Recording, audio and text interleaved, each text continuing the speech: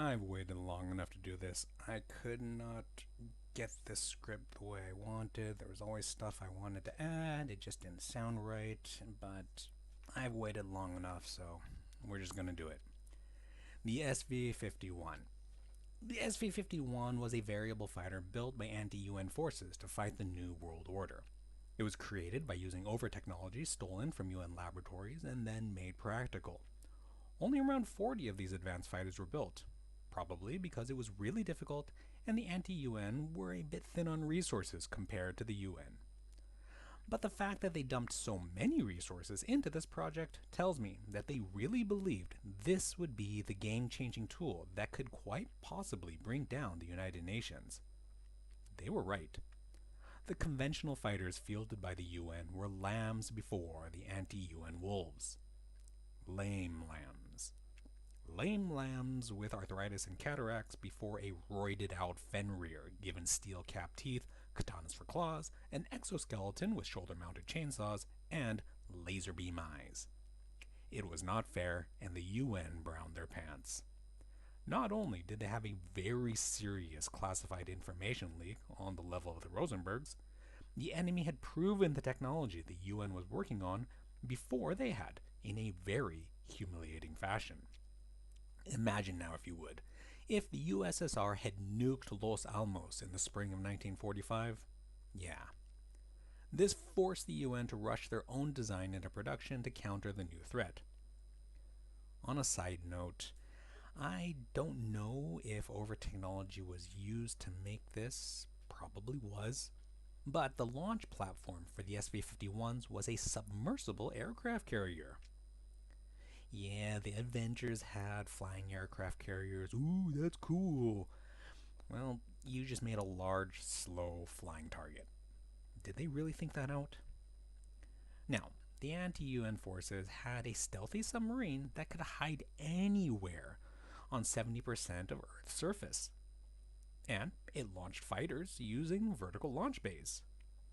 Shooting SLBMs and cruise missiles out of vertical launch tubes is scary enough. Now, imagine if those munitions can dodge what you shoot at and turn around and shoot back at you.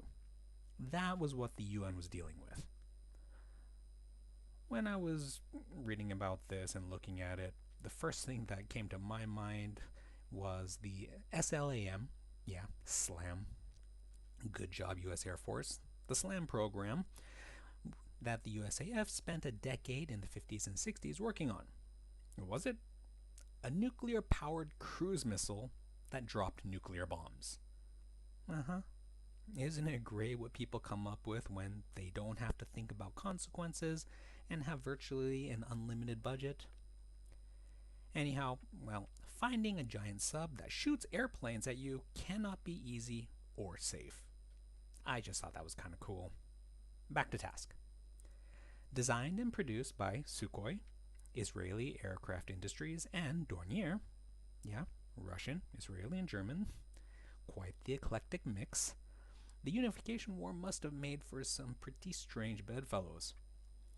This fighter design is similar to the Su-27 flanker series, so it is very, very sexy. But its battleroid mode is almost alien with its pointy cap, narrow torso, and bulky shoulders. Humanoid, but not human. It's Gerwalk mode. That is the awesome mode. Now, what makes it so awesome? Check this out. Yeah, the wings flap. When I first saw this was, wow, crap, about 20 years ago, I went from, that's a cool variable fighter, to, I love that variable fighter. That's how simple of a person I am and why nothing I do or say should be taken seriously. Alright, what makes this thing tick? A pair of D30 F6X turbofan engines.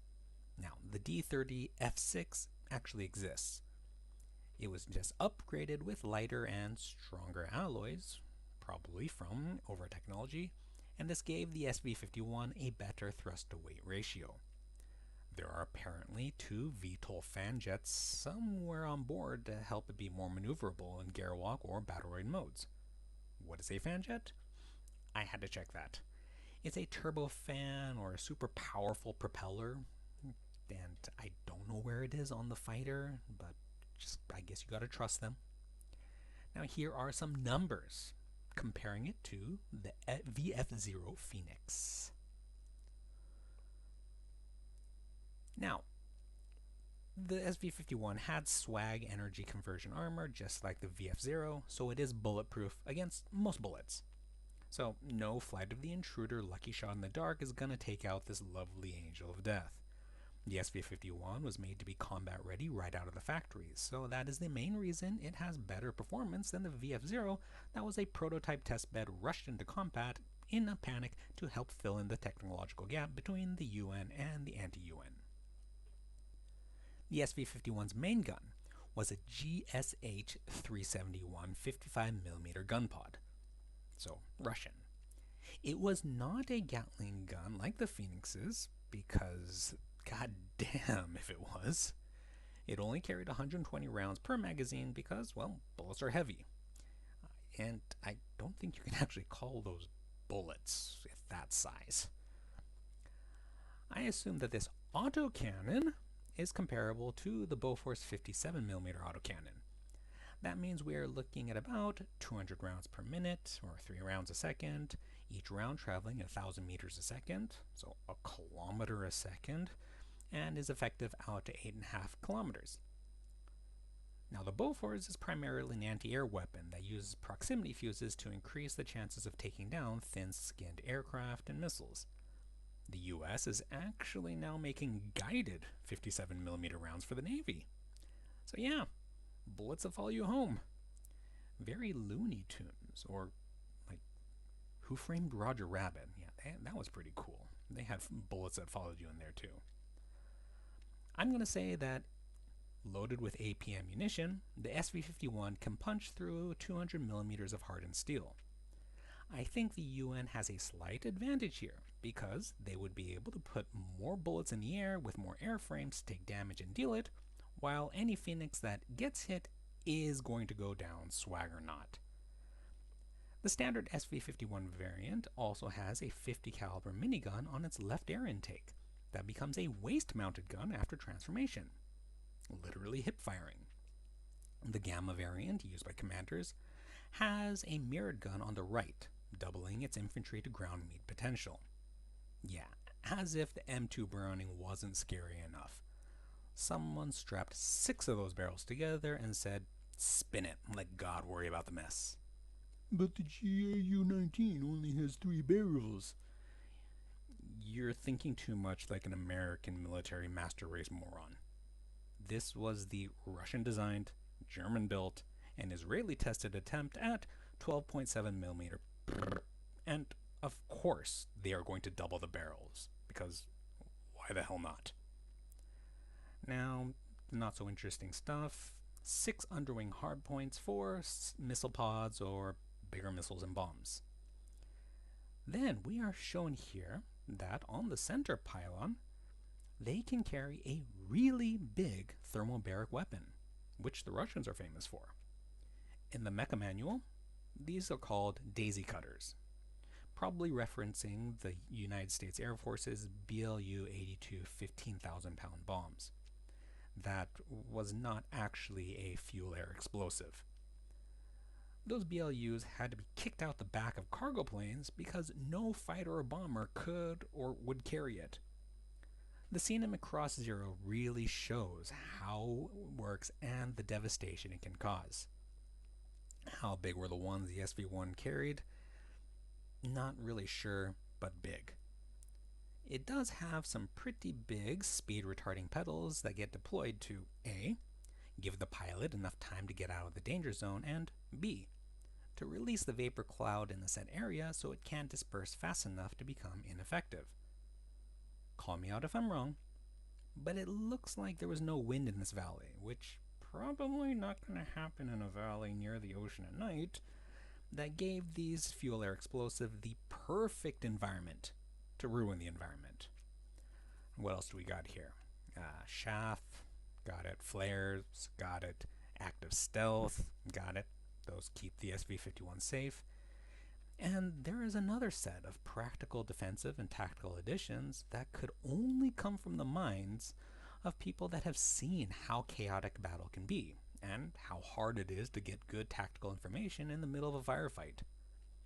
The head of the Sv-51 could deploy an armored face guard to protect its fragile sensors in a melee. Very smart. Even smarter, and not helping to dissuade the conspiracy theorists that say it was an alien design, which in some ways it is the Sv-51's ability to extend its head like a periscope to see over landforms and target bogies, kind of like the Apache longbow. One thing that does make me a little sad is that it has no nickname. The Vulture, the Kestrel, the Goshawk. I really get Bird of Prey vibes from it. Throw some names in the comments. The only add-on pack in-universe is the twin booster pack that slapped a pair of high-thrust, high-maneuverability Klimov RD-35AR composite engines onto the top of the wings. This added a maximum of 159.7 kilonewtons of thrust to push the Sv-51 to Mach 3.2 while armed to the teeth with big bullets and bigger missiles. Following the Mayan incident, I can only assume all produced Sv-51s were either destroyed or scuttled after battle as the anti-UN resistance seemingly dissolved. I say seemingly because the SV designation disappeared until almost 60 years later when it shows up again on the alien planet of Windermere, where super soldiers that age faster than clone troopers fight tooth and nail to not become a colony of the NUNS. Never saw the SV designation again. Period. What a beautiful fighter.